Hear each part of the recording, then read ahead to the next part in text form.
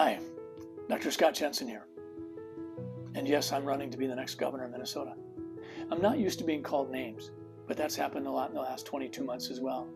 And if someone had told me 22 months ago that the journey I would travel would call for me to have my license investigated 5 different times, I would have been incredulous.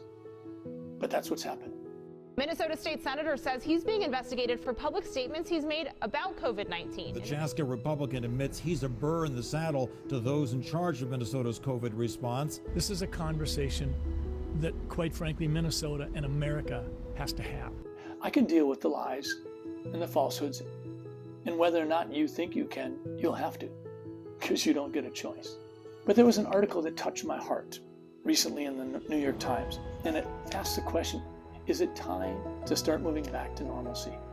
For most vaccinated people in a place like Seattle or San Francisco, COVID already resembles just another virus, is what this article says. For young children, COVID looks like a normal flu, if not a mild one, is what this article says. Atlantic's Sarah Zhang writes, caseloads are not as important a metric as they once were.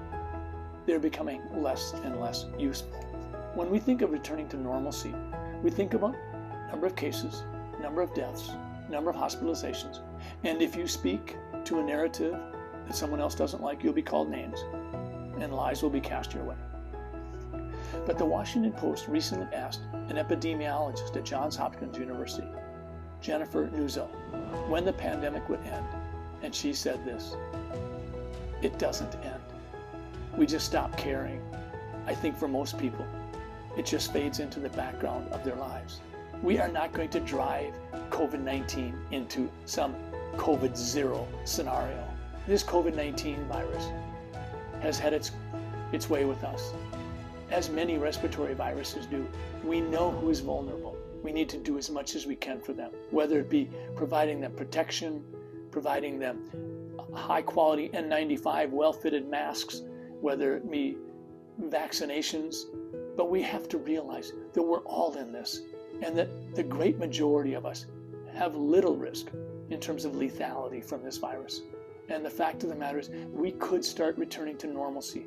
We could try to build bridges with one another. We could be kinder. We could make certain that we're doing everything we can in the workplace.